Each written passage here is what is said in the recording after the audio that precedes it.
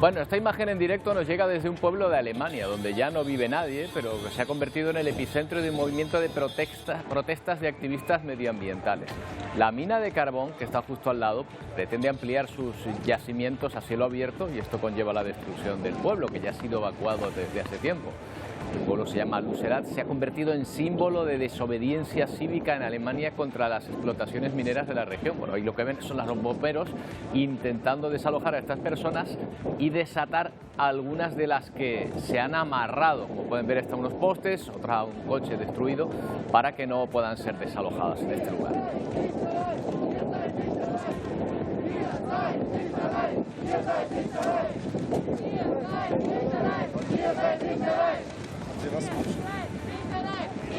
Pero si no hay gas ruso, la alternativa a pasar frío es usar carbón. Es un difícil dilema el que se plantea. ¿Qué tal? Buenos días. Otro más tiene que ver con la enorme extensión del COVID en China. Aunque el régimen solo reconoce 5 muertos en un día en todo el país, las imágenes de hospitales saturados y tanatorios repletos de cadáveres hacen pensar que China una vez más oculta información. Por eso muchos países están controlando la entrada de visitantes desde allí, avalados por una nueva variante de la que no se sabe mucho, aunque tiene un nombre que resulta inquietante. Le llaman Kraken, y como en las buenas novelas de misterio, su peligro real es aún una incógnita. Porque aunque los científicos reconocen que se propaga con rapidez, dudan de que sea más peligrosa o que pueda escapar a la acción de las vacunas, que son los principales miedos de las autoridades sanitarias. La OMS se mantiene alerta ante la mutación más contagiosa de todas, desde que se inició la pandemia, superando incluso a Omicron, y que ya es predominante en Estados Unidos. Ya hasta en Europa y en España se han detectado los primeros casos. Pero también veremos, nos hemos levantado y con lluvia en buena parte del archipiélago. Está siendo un invierno extrañamente suave y eso se nota sobre todo en las estaciones de esquí de nuestro país, que a estas alturas deberían estar cubiertas de nieve, pero en general presentan este aspecto. Poco nevado en general, los esquiadores les quedan solo pequeños islotes de nieve sobre los que deslizarse. Una situación parecida en muchos lugares de Europa. El miedo es que esto empeore en primavera la sequía que ya padecimos el año pasado. Y nos iremos a la alfombra roja de unos premios que se redimen del escándalo. Los Globos de Oro no tenían nada de ejemplar en su forma de designar los premios, según se ha ido sabiendo con el tiempo, con sospechas de votos a cambio de favores, y tras la condena al ostracismo de las grandes cadenas, el cambio en la gestión y una mayor apertura han vuelto a dar esplendor a los Globos de Oro, que ayer premiaban las mejores interpretaciones en cine y en televisión. Enseguida les contamos quiénes han sido los grandes triunfadores de esta edición. Y hoy comenzamos en Madrid. Costó mucho tiempo que el Tribunal Constitucional renovara a sus magistrados y una vez logrado, ayer mismo, los nuevos magistrados han tomado posesión de sus cargos. Pero ahora hay que elegir quién será el nuevo presidente y tampoco parece fácil. Hay dos personas, estas dos que están aquí, que son quienes tienen más opciones, prácticamente quienes tienen las únicas opciones: Cándido Gómez Pumpido y María Luisa Balaguer.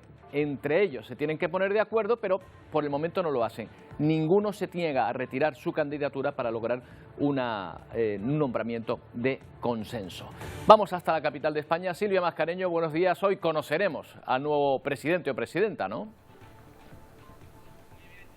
Sí, hoy lo sabremos porque hasta ahora todas las opciones siguen sobre la mesa. Tendremos que esperar al pleno convocado a las 12 de la mañana para despejar las incógnitas, porque ayer, como contaba, fracasó el último intento del bloque progresista por consensuar una única candidatura. Así que siguen vivas las dos con más opciones. La de Cándido Conde Pumpido, exfiscal general del Estado, es la opción preferida por el Gobierno, pero también María Luisa Balaguer, catedrática de Derecho Constitucional, que ayer se negó a retirar su candidatura. Parece que las fuerzas están muy igualadas y quien tiene el voto decisivo para decantar la balanza hacia uno u otro lado es una recién llegada, la magistrada María Luisa Segoviano. Porque lo que ya sabemos es que los 4 magistrados conservadores votarán a Balaguer, a la que consideran una mujer progresista, pero no una persona de partido, y por lo tanto un perfil de mayor consenso para el Tribunal de Garantías.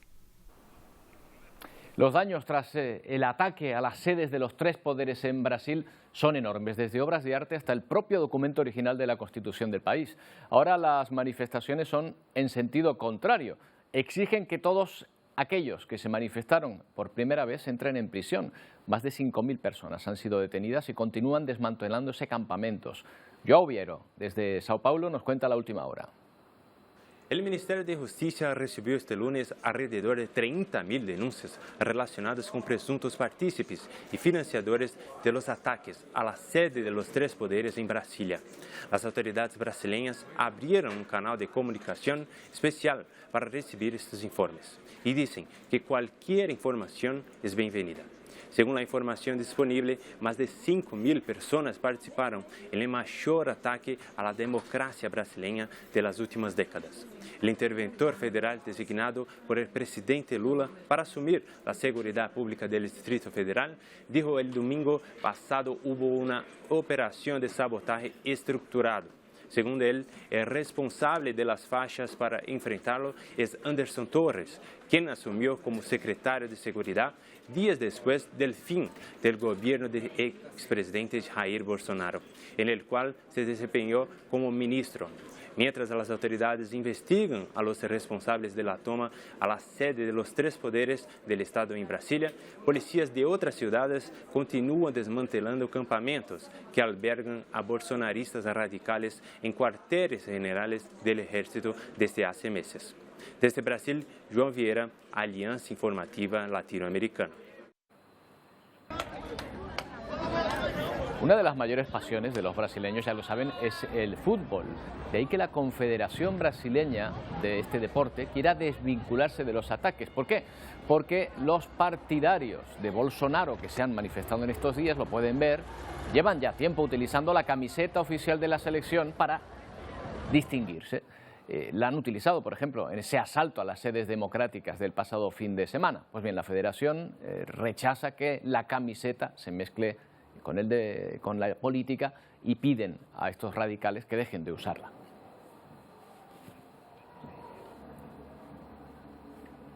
Bueno, la crisis en Perú se va recrudeciendo a medida que pasan los días. El número de fallecidos se eleva a 47 ya en el último mes, motivo por el que la Fiscalía ha decidido abrir una investigación a la presidenta del país y a varios miembros del Ejecutivo por genocidio. Bueno, la escalada de violencia ha llevado a las autoridades a decretar el toque de queda en Puno durante 3 días. El silencio reina en Puno entre las 8 de la tarde y las 4 de la madrugada después de que el gobierno haya decretado el toque de queda en la región más golpeada por la presión de las fuerzas de seguridad. Esto en salvaguarda de la vida, de la integridad y de la libertad de todos los ciudadanos connacionales de Puno. Mientras tanto, la condena internacional se suma a la actuación de la justicia peruana. La oficina del Alto Comisionado de las Naciones Unidas ha manifestado su inquietud tras la muerte de 18 personas en las últimas 24 horas. Instamos a las autoridades a que lleven a cabo investigaciones rápidas, imparciales y efectivas sobre las muertes y lesiones. Familiares y amigos lloran sus muertes y señalan al gobierno presidido por Dina Boluarte como único responsable. Ese Congreso podrido golpista que se largue con la señora Dina genocida no nos representa para nada. O sea que ellos van a matar a nuestros hermanos como perros. Todo lo que nace del fondo del corazón, nos solidarizamos con todos los hermanos. La tensión de la calle se ha trasladado también al Parlamento. Varios diputados recibieron al gabinete presidido por Alberto Ortolá a gritos de asesino. Tras 5 horas de intenso debate, el Pleno del Congreso refrendaba su confianza en el gobierno. Las agrupaciones de izquierda han mostrado su rechazo y algunas solicitan el adelanto de elecciones generales. Que ellos reconocen ser autores de la matanza que ha sufrido el pueblo peruano en estos días, sino que van a seguir haciendo lo mismo. Dina Boluarte y parte de su equipo tendrán que hacer frente a la investigación de la Fiscalía por presuntos delitos de genocidio, homicidio calificado y lesiones graves a raíz de los 47 muertos y los numerosos heridos en las protestas. Mientras continúa la guerra de Ucrania, en las últimas horas los mercenarios de la compañía Wagner, que luchan a favor de Rusia, han declarado haber tomado la ciudad de Soledar, algo que Ucrania niega y que por el momento las autoridades rusas no han confirmado. Anoche escuchábamos al presidente ucraniano Zelensky hablando en inglés, algo que no suele suceder. Dijo esto en la gala de los Globos de Oro que se celebró en Los Ángeles. There will be no third world war.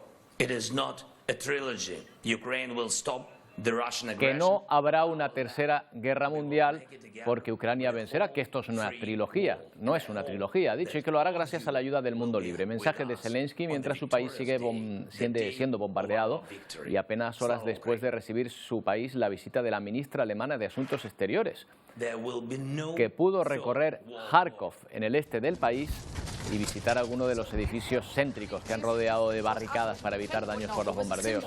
La ministra también visitó edificios civiles dañados por los proyectiles rusos. Hasta el momento ningún líder europeo ni occidental había visitado la ciudad de Kharkov, muy castigada en esta guerra y muy cercana a la frontera rusa. Alemania ha insistido en su mensaje de que va a enviar armas a Ucrania. Justo ayer Zelensky insistía en que necesita más armamento porque la ofensiva rusa se ha intensificado.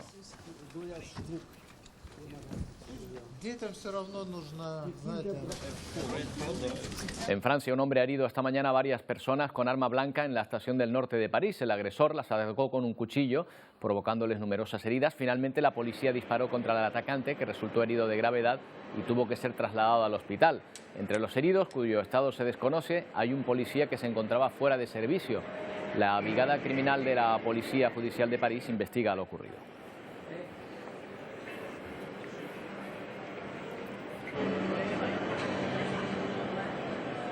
Bueno, y comienza una gira por África de nuestro ministro de Exteriores, José Manuel Álvarez, que ayer recibía a su homóloga senegalesa.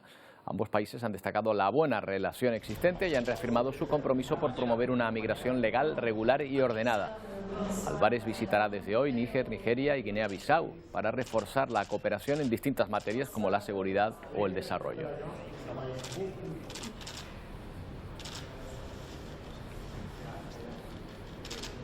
Bueno, volvemos a nuestro país, donde sigue la preocupación por el repunte de asesinatos de mujeres, casos de violencia machista. En Arona ya ha pasado a disposición judicial el acusado de haber matado a su exmujer en Adeje. Es uno de los 4 asesinatos solo este mes que han obligado al Ministerio del Interior a convocar una reunión de urgencia. Esa reunión continúa en el día de hoy. El Gobierno defendía ayer el sistema de seguimiento de casos de violencia de género, el Biogen, aunque ha indicado habrá que ver si se puede mejorar. Que el sistema Biogen funciona y que ha dado protección durante estos años a más de 700.000 víctimas y al mismo tiempo pues ver y asumir que si se siguen produciendo estos datos algo está fallando y que es obligación de los poderes públicos revisar todos los protocolos. Solo entre el mes pasado y los 11 días del actual, 14 mujeres han sido asesinadas. A la violencia machista también se ha referido la ministra de Igualdad esta mañana en la cadena SER, donde ha apostado por más coordinación y educación, aunque ha añadido que no existen varitas mágicas. Todas las políticas que estamos implementando, el aumento histórico en presupuesto, la legislación, las políticas públicas, la coordinación interinstitucional, están ayudando a salvar vidas, pero evidentemente estamos muy preocupadas porque seguimos sin llegar siempre a tiempo y en eso es en lo que tenemos que estar centradas, en detectar qué mejoras podemos hacer. Pino de la Nuez Ruiz es presidenta de la Asociación de Mujeres Juristas Temis. ¿Qué tal, Pino? Buenos días. Muy buenos días. Bueno, ha causado alarma y ha provocado esa reunión gubernamental, esos datos del mes pasado y de lo que llevamos de año. ¿Cree usted que es un repunte puntual o cree que esto está marcando una tendencia al alza? Entendamos que siempre en momentos de mayor convivencia, como se ha venido diciendo por parte de diferentes especialistas, ¿no?, de antiguos directores de la delegación, ¿no?, de la Delegación contra la Violencia de Género, como son Miguel Llorente y demás, cierto es que esos periodos son más propicios para que efectivamente se tenga mayor contacto con el agresor se vea más empoderado y en esos periodos vacacionales pues hay un repunte. Las cifras del momento COVID también nos dicen lo mismo. O sea, la macroencuesta del año 2019 enuncia concretamente el incremento de casos de violencia de género en momentos puntuales de mayor estancia y permanencia conjunta. Nos preocupa enormemente, pero vemos que es una preocupación de todas y de todos las organizaciones e instituciones que trabajamos y que nos vemos directamente implicadas con las víctimas, pero tiene que ser una preocupación de toda la sociedad y de toda la sociedad que debe estar y sí me gustaría transmitir esta idea, sensibilizada, formada y trabajando en la prevención, que es lo que se necesita trabajar. Claro, Pino, el Ministerio del Interior, entre las propuestas que se han planteado, busca romper el anonimato de los agresores o advertir a las mujeres que conviven con ellos sin saber que a lo mejor han sido condenados por este delito. ¿Creen que legalmente se puede llevar a cabo esta medida? Pues bueno, vamos a ver, nosotras podemos dar nuestra opinión, pero efectivamente todo tiene que ser coordinado y tomada una decisión acorde a derecho y acorde al principio de legalidad. Ningún derecho es absoluto. El derecho fundamental a la protección de datos en este momento, también de los agresores, es un derecho pero que puede ser tratado atendiendo al principio de proporcionalidad y atendiendo a otros derechos fundamentales también, como puede ser la dignidad y la integridad de las personas, en este caso de las víctimas. Cierto es que tendrá que hacerse una valoración conjunta por parte de todos los ministerios implicados y de todas las instituciones. Fiscalía ya se ha pronunciado también al respecto en una circular y bueno, se está trabajando en ello, pero no podemos entender que sea una información que se dé gratuitamente a todas las víctimas, sino entendiendo aquellas en las cuales se pudiera, ¿no? Legalmente se pudiera prevenir un daño superior, ¿no? O que fuera una víctima muy reincidente, ¿no? O sea, son cuestiones a tener en consideración, entre otras muchas más, porque esta idea, pues bueno, tiene que plasmarse y tiene que estudiarse muy a fondo, ¿no? Para no vulnerar ninguno de los derechos y siempre ponderar y actuar en acorde a ese principio de proporcionalidad que he comentado. ¿Cómo se puede proteger mejor a las mujeres que sufren maltrato pero no se atreven a denunciar o retiran posteriormente la denuncia? Bueno, existe la protección, lo que se le puede hacer es asesorar, ¿vale? Existen recursos en estos momentos sin haber interpuesto una denuncia. Los servicios sociales de los ayuntamientos, en Canarias concretamente existe la red, ¿no? Existe el dispositivo de emergencia desde el momento en el que interponen, pero entendamos que la red insular coordinada por los cabildos, los ayuntamientos, todas las entidades implicadas, todas las asociaciones y organizaciones ofrecen asesoramiento al igual que el Estado. O sea, son medios gratuitos que están a su alcance y que lo que les van a dar es protección, escucha, ayuda. Lo que no van a tener si no se interpone una denuncia o si no se acude a lo que es la administración policial y judicial para que se actúe, por supuesto no se va a tener una orden de protección, porque la orden de protección es una medida que se adopta, se solicita en una comisaría, se vuelve a solicitar en dependencia judicial y se adopta por la autoridad judicial, ¿no? Una última cuestión, Pino. Desde el propio Gobierno acabamos de escuchar a la ministra portavoz reconociendo que quizá algo no esté funcionando del todo bien en el sistema de vigilancia, en el Biogen. ¿Tienen ustedes un diagnóstico sobre cómo está funcionando y qué podría mejorarse? No, nosotras concretamente no tenemos ningún diagnóstico del Biogen. El Biogen es un sistema que está funcionando desde el año 2007 y que ha sido revisado en distintas ocasiones. En el año 2019 se volvió a revisar y el año pasado. Entendemos que es cierto, es que tiene que volver a revisarse porque bueno, los hechos nos están diciendo, ¿no? Las estadísticas nos están comentando que algo está fallando de falta de coordinación, de instituciones, de valoraciones a lo mejor no tan objetivas de los riesgos sino subjetivas. Bueno, los indicadores de los riesgos, en qué momento se recogen esos riesgos, bueno, creemos que dándonos cuenta de que tenemos que trabajar, eso es importante para poder evaluar y a dónde tenemos que llegar, ¿no? Es humano estar errando, pero desde luego en medio se nos quedan muchas vidas, ¿no? Creo que esto lo que nos tiene que hacer ver, no solamente estos datos, sino que las estadísticas nos hacen entender que la violencia contra las mujeres, la violencia machista, es un hecho y que los y las negacionistas tienen que considerar sus argumentos, ¿no? Porque el pacto contra la violencia de género, el pacto de Estado, es necesaria la adopción de medidas concretas para luchar contra esta lacra y sobre todo que se dote de mayores recursos económicos, personales también, ¿no? Y trabajar, insistimos muchísimo siempre, la prevención, en la formación a nuestras y nuestros menores y a nuestras jóvenes, que parece que no entienden que exista este fenómeno cuando cierto es que son las mayores víctimas en muchas ocasiones. Desde luego que sí. Pino de la Nuez, muchas gracias por habernos atendido. Buenos días. Nada, buenos días a ustedes. Un saludo. Bueno, uno de los temas principales de los que estamos hablando en estos días. Otro más tiene que ver con la pandemia. No hay cifras oficiales, pero se estima que la nueva ola de coronavirus en China habría infectado en las últimas semanas al 16% de la población.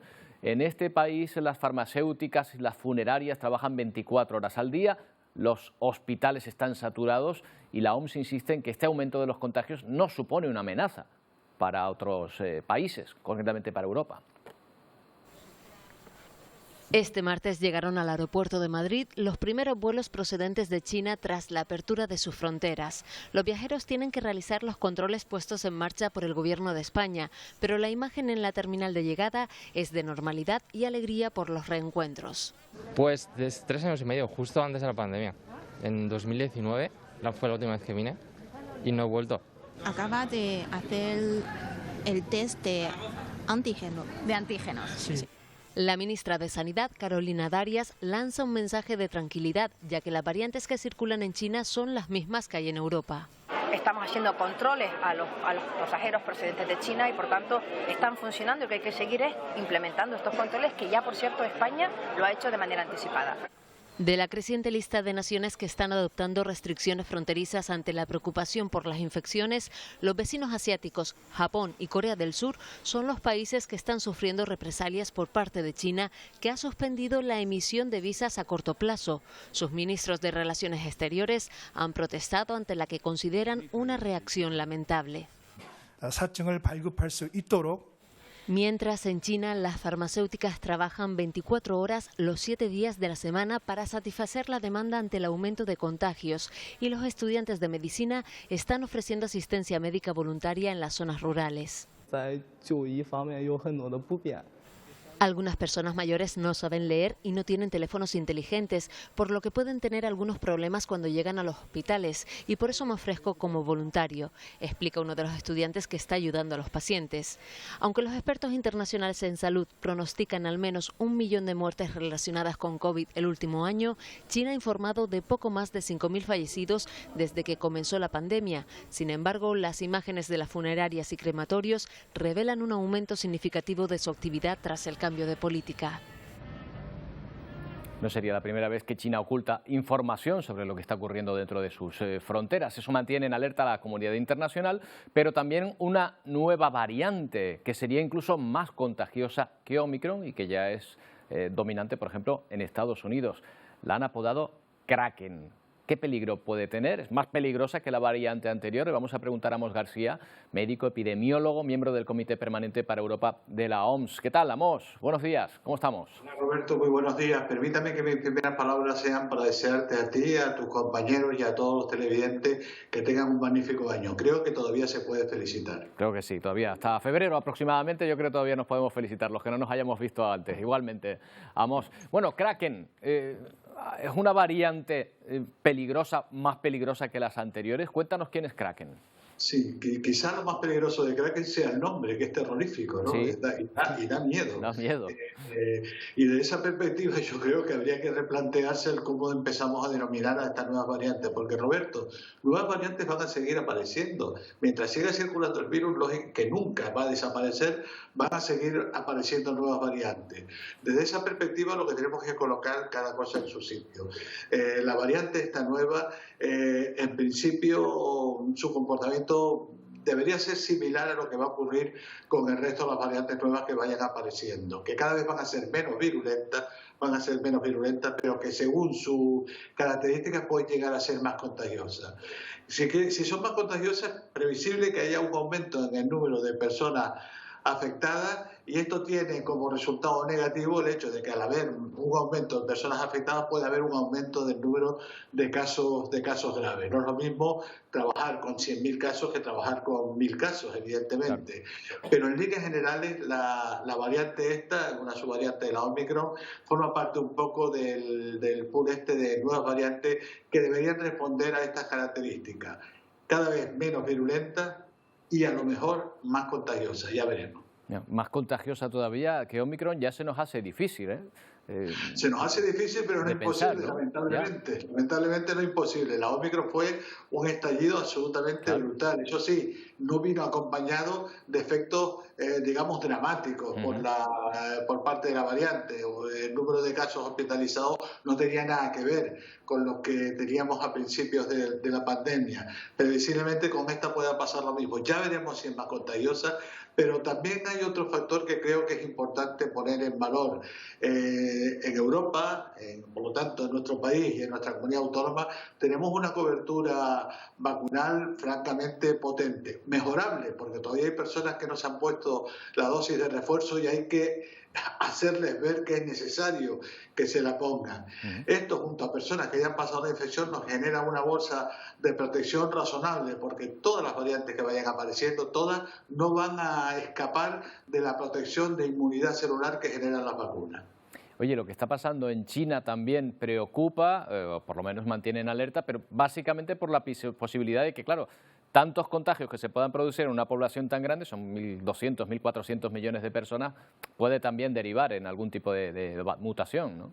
Claro, esa es la clave de la preocupación que hay con respecto a lo que sucede en China, porque además date cuenta que es un virus que está circulando en una población que apenas ha estado en contacto con el virus, por la política de COVID-0 que desarrollaron allí y también por las bajas coberturas vacunales que han tenido, sobre todo en población vulnerable. Es decir, el virus tiene un campo expansivo de desarrollo bastante importante y el gran problema que hay es que, teniendo en cuenta la gran multitud de personas que viven en ese país, mientras siga circulando, más posibilidades hay de que aparezcan mutaciones y por lo tanto la aparición de nuevas variantes. No es el caso de lo que está pasando actualmente, que todas las variantes que están circulando allí son variantes con las cuales ya hemos convivido o ya han tenido presencia en nuestro territorio. Bueno, pues nada, estaremos pendientes como siempre y manteniendo las precauciones. Amos, un placer saludarte, como siempre. Un placer, y siempre vigilar, vigilar y vigilar y vacunar, vacunar y vacunar. Ahí está, ese es el lema a tener en cuenta. Gracias, Amos.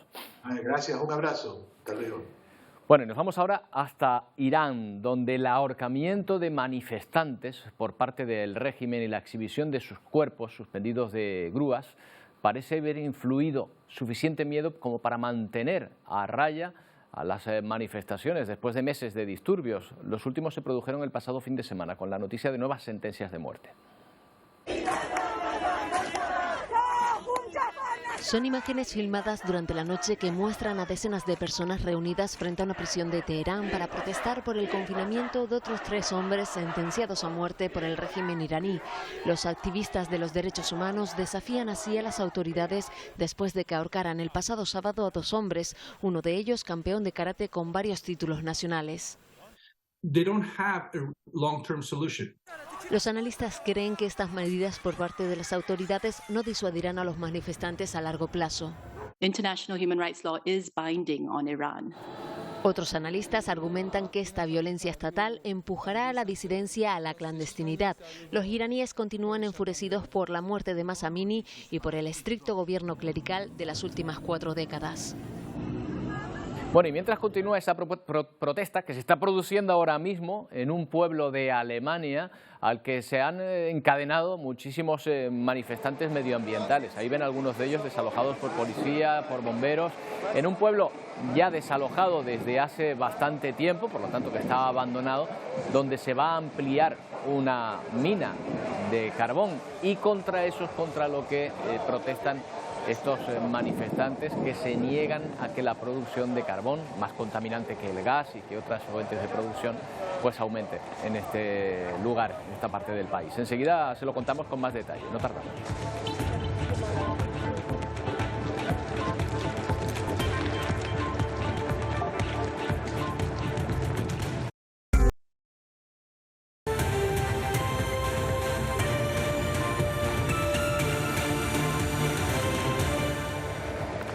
Bueno, seguimos con la información en directo desde este pueblo de Alemania, donde ven que hay mucha actividad por las protestas de activistas medioambientales contra la ampliación de una mina de carbón para administrar las centrales térmicas que han dejado de recibir el gas ruso. Pese a ello, bueno, pues las protestas llevan desde ayer. Se está desalojando por parte de la policía a muchos de estos manifestantes de un pueblo abandonado desde hace tiempo, ya ha sido desalojado y que va a ser destruido por esa ampliación.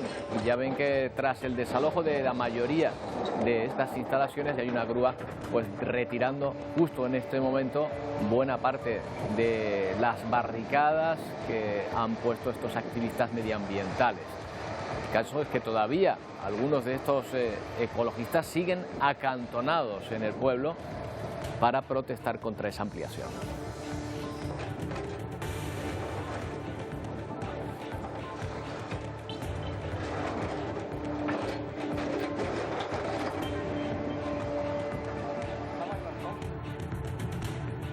Guardan a un lado de la trinchera en un pueblo deshabitado de Alemania.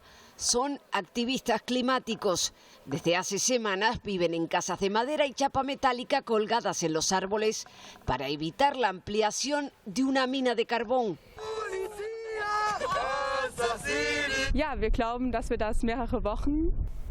Podemos aguantar esto durante varias semanas, afirma Berger, portavoz del grupo activista.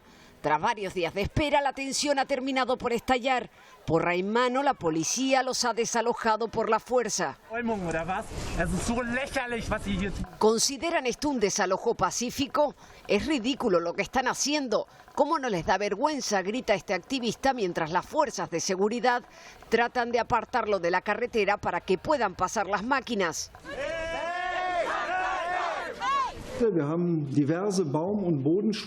Esta operación es un desafío. Hay delincuentes violentos, asegura el jefe de policía de la zona.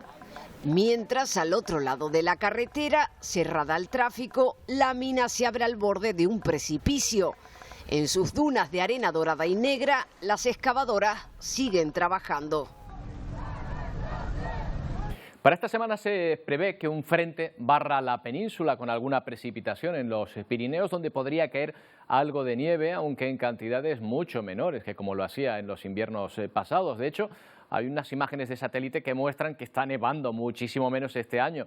Miren, imágenes de un lado de un año a otro, donde se puede observar, por ejemplo, montañas cubiertas de nieve en 2021 y esas mismas montañas, esto es Suiza concretamente, pues cómo están ahora en 2022, ven la ausencia de nieve. De nuevo, miramos 2021, algunos de esos picos donde se amplía, donde se esquía, y aquí de nuevo, pues la situación un año después. Apenas hay nieve, una situación que se da también en nuestro país porque muchas de las estaciones de esquí también se han quedado sin nieve. El peligro para estos días es que pueda haber problemas de sequía a partir de la primavera. Estar cerca de los 20 grados nos invita a pasear por la arena, tomar algo en la terraza y no estamos en Canarias. Esto es Alicante en pleno enero, así, sin una nube. Cuando hablamos con los más ancianos aquí de la estación, esto ya se ha visto. Ahora con un cielo despejado, pero en una zona más alta, en los Pirineos, no solo falta la lluvia, sino también la nieve. Hemos puesto palos de colores y entonces el conductor, viendo la afluencia de gente que hay, va subiendo, bajando la velocidad. Porque cuando más baja velocidad hay, más hora de electricidad tenemos. Con menos clientes ahora las estaciones buscan ahorrar todo lo que puedan. Esto es un ejemplo cercano de cómo está dejándose notar el calentamiento global, pero vayamos más lejos y más alto, porque en los Alpes suizos también esperan por la nieve. Los directores de la estación dicen evitar crearla de manera artificial porque no hace el suficiente frío para mantenerla en las pistas. Algo que sucede estos días en las estaciones de Croacia, preocupadas porque parece que el invierno les ha abandonado, al igual que en Bosnia. Y a más de 2.000 metros de altitud en los Balcanes no hay prácticamente pistas en la estación. Tampoco funcionan las telesillas y nadie entra en las tiendas de equipamiento. Unas temperaturas poco habituales que hacen temer lo grande que puedan ser las pérdidas para este deporte de invierno. Bueno, pues ya ven que está siendo un invierno extraordinariamente cálido, por lo que vemos. Otro asunto, los expertos alertan de un aumento de las infecciones de transmisión sexual. Se están detectando más casos de sífilis, de gonorrea, de clamidia. Según los últimos datos disponibles, en 2019 se notificaron en España más de 36.000 infecciones de transmisión sexual sometidas a vigilancia epidemiológica. Esta tendencia, que afecta en especial a jóvenes, preocupa al sistema sanitario, que incide en la importancia de prevenir. Estamos usando menos el preservativo, gracias también al aumento del PrEP, un fármaco que evita, por ejemplo, los contagios del VIH y hace que estemos perdiendo el miedo a determinadas enfermedades.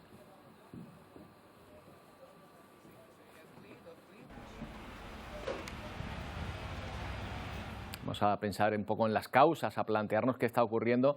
Hablamos con Jesús Alonso, docente, sexólogo, especializado en asesoramiento y educación sexual. ¿Qué tal, Jesús? Buenos días. Buenos días, encantado. Bueno, da la sensación de que le hemos perdido el respeto, ¿no?, a las enfermedades de transmisión sexual, algunas tan graves como el VIH.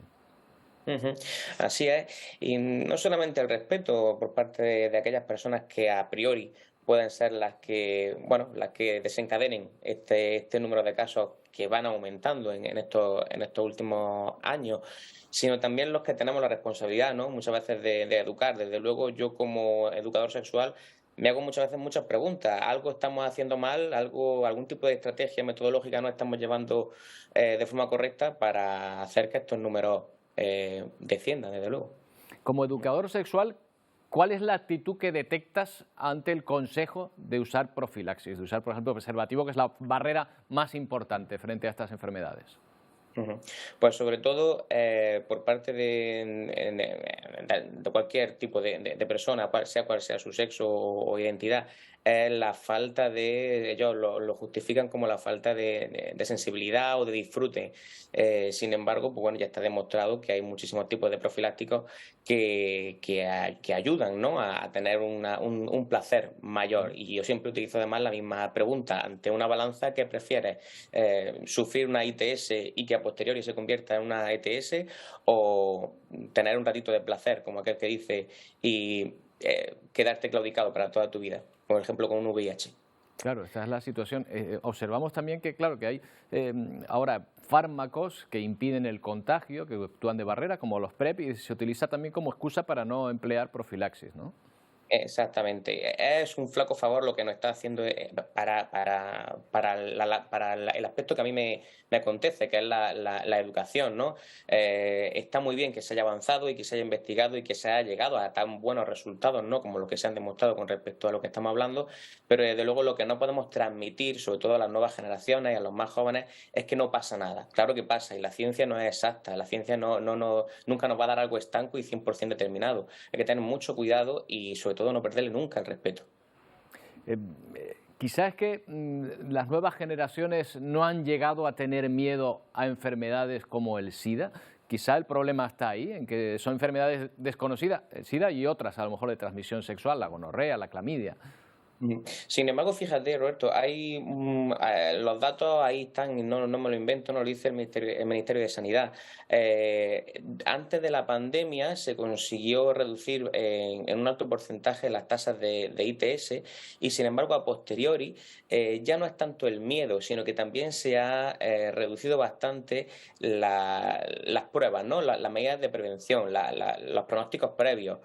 No es lo mismo detectar una sífilis o una gonorrea o una clamidia, por ejemplo, que pueden a priori no dar síntomas de nada y estar ya en funcionamiento mediante un análisis previo o un pronóstico previo en plena ebullición, por así decirlo.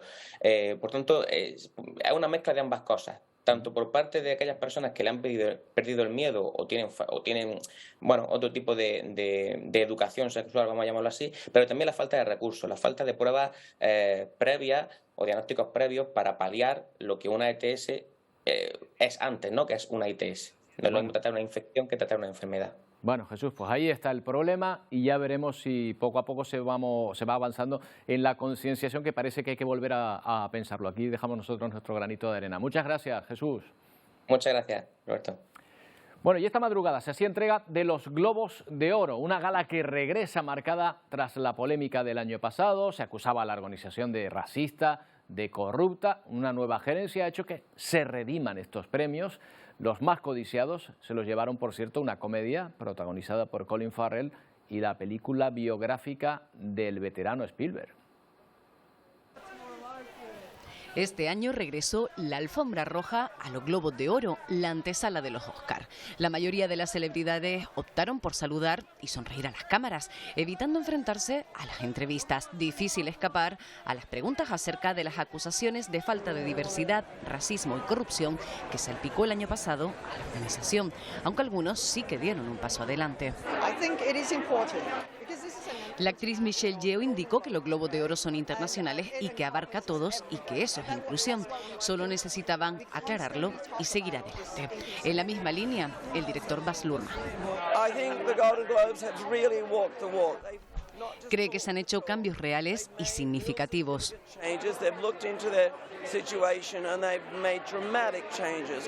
La gala arrancó con su presentador, el comediante Jerrod Carmichael, que no dio puntada sin hilo. And I'll tell you why I'm here. I'm here because I'm black. Y te digo por qué estoy aquí. Estoy aquí porque soy negro, dijo literalmente. A lo que añadió más adelante: en un momento estás preparando té de menta en casa, al día siguiente te invitan a ser el rostro negro de una organización blanca en conflicto. Al margen de las polémicas, los Globos de Oro hicieron hueco a la guerra en Ucrania. El presidente Zelensky lanzó un mensaje recordando la importancia del apoyo a sus filas del mundo occidental. Tras las palabras, lo más esperado de la noche, los premios. Almas en pena de Inisherin ha sido la gran ganadora de la noche. La comedia negra del dramaturgo Martin McDonagh sobre una disputa entre dos viejos amigos en un pequeño pueblo de una isla irlandesa se llevó 3 galardones. El de mejor actor cómico fue para Colin Farrell, uno de sus protagonistas junto a Brendan Gleeson. La última obra de Steven Spielberg se llevó los galardones a la mejor película dramática y mejor dirección.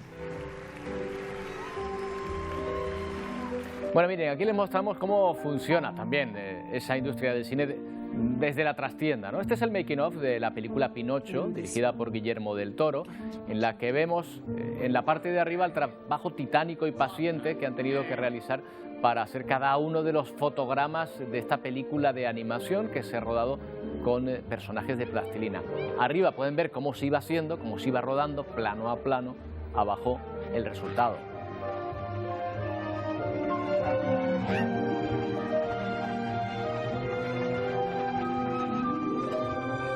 Bueno, quizás en el futuro sea película o más bien serie, porque el libro tiene 715 páginas, nada menos. Es la controvertida biografía del príncipe Harry, que se ha convertido en el libro de no ficción más vendido durante su primer día en las librerías. Estarán conmigo en que tenemos un punto cotilla. 400.000 copias comercializadas y todas prácticamente vendidas. Son los libros de ficción de la saga de Harry Potter. Solo esos, otro Harry distinto, ha vendido a mayor velocidad que las esperadas memorias del príncipe británico. En la sombra, como así se titulan, donde desvela, por ejemplo, que su hermano Guillermo le agredió físicamente, así lo dice, y carga contra algunas actitudes de su padre, el actual rey Carlos III.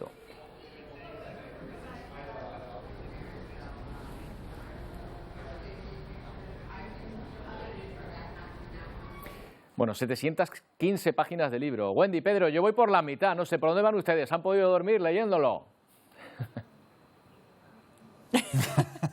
Estamos ahí en ello, estamos trabajando en ello. Es que hace nada terminé justo la serie de Harry y Meghan y tengo muchas ganas de adquirir ese libro después de la serie que nos ha dejado. Y esto no ha hecho más que empezar, ahí lo dejo. Bueno, nosotros a lo nuestro, vamos a ver en qué vamos a poner el foco hoy en Ponte al Día. Lo cierto es que continuamos en 11 de enero, seguimos ahí escalando esta cuesta que para muchos sigue siendo inclinada, para muchos se la alargará bastante. Y bueno, es normal, entre la inflación por un lado, lado. Se termina el descuento de los 20 céntimos por litro de combustible. Lo cierto es que merma el poder adquisitivo de los canarios y entre ellos, por supuesto, y quienes también lo notan muchísimo son los pensionistas. Entonces nos preguntamos, ¿para cuándo? ¿Cuándo se comenzará a cobrar esta subida de las pensiones pactada para este año? ¿Será suficiente para afrontar este año 2023?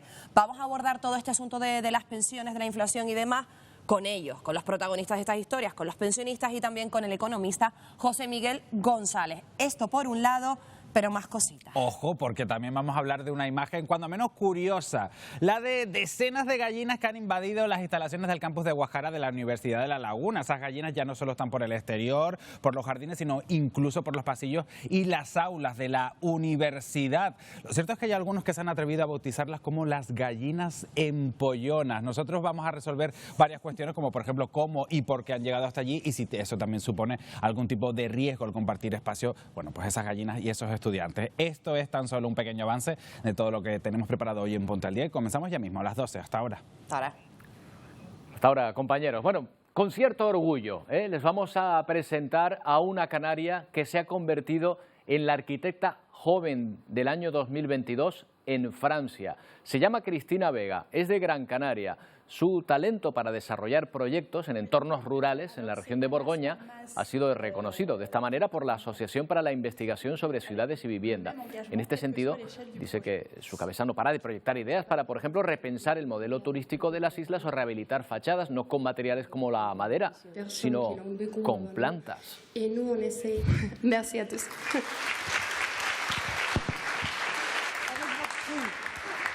Bueno, esto nos lo tiene que explicar ella misma. Cristina Vega Iglesias, Premio Nacional Francés Joven Arquitecta 2022. ¿Qué tal? Buenos días y enhorabuena. Buenos días, Roberto. Muchas gracias por esa presentación. Buenos días a todos. Bueno, decíamos pues no sé, que sentimos cierto orgullo, orgullo de pertenencia, porque no debe ser nada fácil, llegar a Francia y llevarse el Premio Nacional de Arquitectura allí, Pues muchas gracias. No creo que sea fácil, es muy bonito y tampoco me lo esperaba, la verdad. ¿Qué proyectos crees que han influido más en el jurado o quien haya dado este premio para reconocértelo? Pues la verdad, me presenté a este premio un poco pensando que no lo tendría, básicamente porque, como has dicho, yo soy de Canarias, estoy trabajando en un entorno y en un país que no es el mío. Y presenté varios premios, presenté 5, varios proyectos, perdón. El premio es un premio a una trayectoria, no a un proyecto. Entonces yo hice una selección de 5 proyectos en los últimos 8 años en los que he estado trabajando aquí. Y yo creo que no ha sido un proyecto en sí el que ha ganado, yo creo que ha sido la evolución de los diferentes proyectos a lo largo de los años. Una de las características de ver los proyectos que has presentado es cómo llevas a cabo la adaptación al entorno de lo que presentas, ¿verdad? Que quizá es la parte más difícil de leer, el contexto en sí, a lo mejor, ¿no? Sí, totalmente. Yo creo que la parte de la que el jurado fue sensible es que nosotros cuando intervinimos intentamos meter en valor el contexto donde estamos. Nosotros nos situamos en una zona rural e intentamos respetar siempre la historia del lugar, ligas constructivas, hablar y hacer un poco de conciliación con los vecinos y luego ya pues viene la forma del proyecto y nuestra respuesta, por decirlo así. Pero yo creo que fue a lo que ellos fueron sensibles. Cristina, ¿es en Francia donde se han llevado a cabo la mayoría de estos proyectos o podías presentar proyectos de otros lugares? No, el premio era, no tenías que ser francés, tenías que haber producido proyectos en Francia. Yo evidentemente no soy francesa, pero he trabajado en Francia los últimos 10 años de mi vida. Entonces, pues estos proyectos yo los he hecho a lo largo de los últimos 7 u 8 años, los he presentado y tenían que estar todos en territorio francés. Oye, no sé si estarás pensando o habrás podido trabajar en proyectos aquí en las islas. Me llama la atención que en alguna de las propuestas que planteas hablas de construir con plantas. A ver, explícanos esto. Sí, eso sería un sueño también. El problema es que ideas no me faltan, me falta el tiempo. Claro, me imagino. Pero no, en Canarias todavía no he construido. Yo para bien o para mal, soy de la generación de personitas que se formaron en Canarias y que se tuvieron que ir fuera a buscarse un futuro. Entonces, pues yo empecé a labrármelo aquí y la verdad es que todavía no he tenido la oportunidad. Sería una maravilla volver, pero bueno, todo se andará. Bueno. Y como idea, vamos, todas las que quieran y más. Bueno, Cristina, este premio desde luego da fe que ese futuro que te has labrado, que te estás labrando, está dando resultados. Ojalá te veamos pronto por aquí. Muchas gracias. Claro, y enhorabuena. Muchas gracias a ustedes. Y enhorabuena por ese premio también. Bueno, una noticia de última hora. Todos los vuelos que partían desde Estados Unidos se han visto obligados a aterrizar por un fallo informático, al igual que los que iban a despegar, que se han tenido que quedar en tierra. O sea que técnicamente Estados Unidos tiene su espacio aéreo cerrado en estos momentos. Esta es la pista del aeropuerto de Chicago, imagen en directo, un aeropuerto también inoperativo. Según las autoridades, se está trabajando ahora mismo para restaurar el sistema de notificaciones. Es un sistema muy importante, el encargado de transmitir el estado de los vuelos, riesgos y restricciones a los pilotos en tiempo real. Las operaciones en todo el espacio aéreo del país se han visto afectadas. Esta imagen, por ejemplo, son los vuelos que se mantienen actualmente y que no sabemos si van a poder seguir el tránsito o tendrán que ser obligados también a aterrizar, pero este asunto va a ser una de las noticias del día, sin duda, el cierre del espacio aéreo por motivos técnicos de Estados Unidos. Unos 400 vuelos se han visto afectados hasta el momento.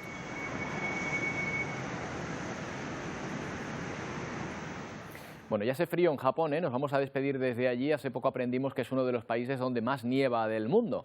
Bueno, pues para comenzar el año, algunos japoneses, 33 valientes exactamente, deciden comenzar el año de esta manera, encomendándose a su Dios y bañándose en una piscina de agua helada, tan helada que llegan a mezclarla con bloques de hielo y no se derriten. La temperatura ambiente de ayer era de 9 grados y el agua estaba algo más fría. Todo un acto de valentía de estos japoneses. Con él les dejamos. Volvemos mañana a partir de las 11 en una nueva edición de Atlántico Noticias. ¡Feliz día!